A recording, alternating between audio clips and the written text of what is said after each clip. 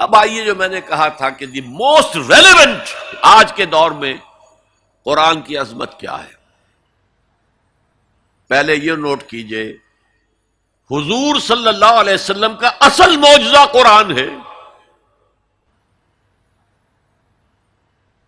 کیا حضور صلی اللہ علیہ وسلم کو ید بیضا دیا گیا؟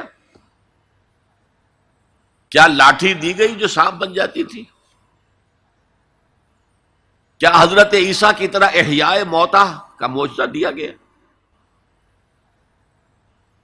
کیا حضرت عیسیٰ کی طرح خلق حیات کا معجزہ دیا گیا کہ گارے سے پرندہ بنایا، پھونک ماری، اڑتا ہوا پرندہ ہو گیا؟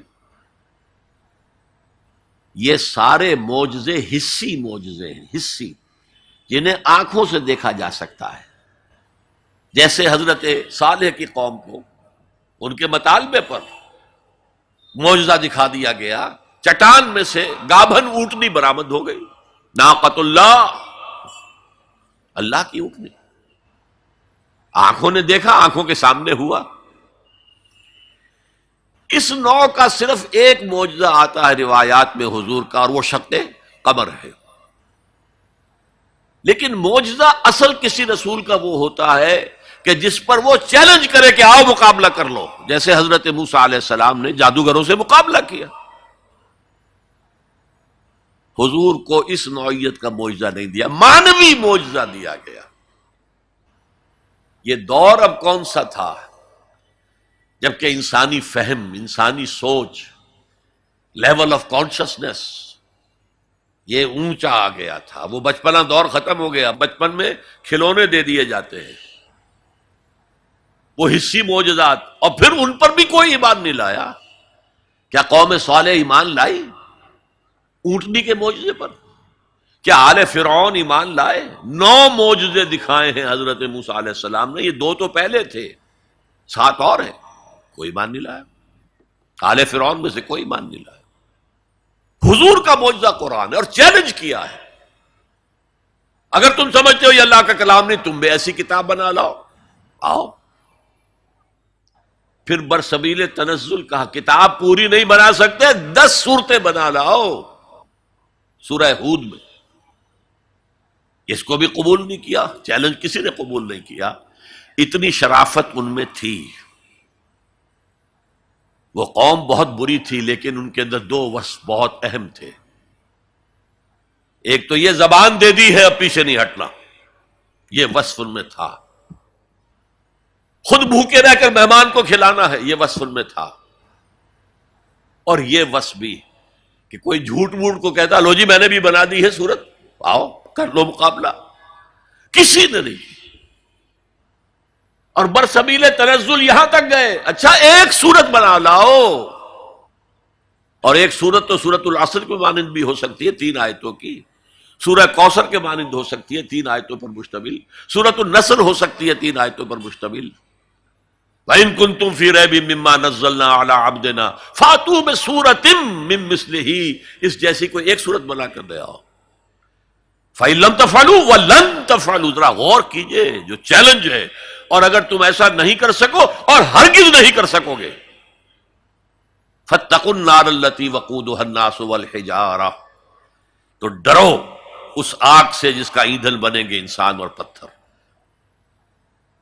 یہ معجزہ کس اعتبار سے ہے قرآن؟ اولاً یہ معجزہ فصاحت اور بلاغت کے اعتبار سے تھا، اس میں عذوبت ہے، مٹھاس۔ حضرت لبید رضی اللہ تعالی عنہ سبع معلقہ کے آخری شاعر تھے۔ وہاں رواج کیا تھا، ہر سال بڑے میلے لگتے تھے اور ان کے اندر مشاعرے ہوتے تھے، اور شعراء اپنے اپنے قصائد پیش کرتے تھے۔ جس کا قصیدہ سب سے اعلیٰ شمار ہوتا تھا، تمام شعراء اس کو سجدہ کرتے تھے۔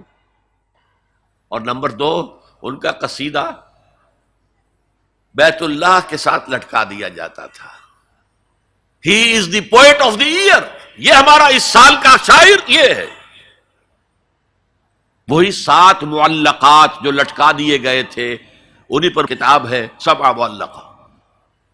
حضرت لبید آخری آدمی ہے، لیکن جب ایمان لے آئے شعر کہنے چھوڑ دیے،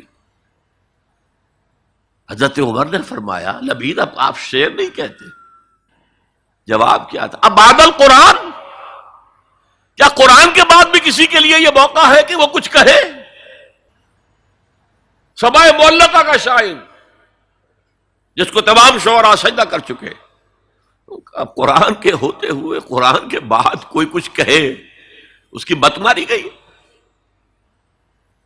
پہلی تو یہ بات. لیکن یہ جو معجزہ ہے قرآن کا، اس کا صحیح شعور ہم نہیں کر سکتے. یہ تو جس کی مادری زبان ہے وہی سمجھ سکتے تھے کہ اس کے اندر کیا فصاحت ہے، کیا بلاغت ہے، کیا عذوبت ہے، کیا مٹھاس ہے، کیسا ملکوتی غنا ہے. اس میں موسیقی ہے، اللہ کی موسیقی، ملکوتی غنا.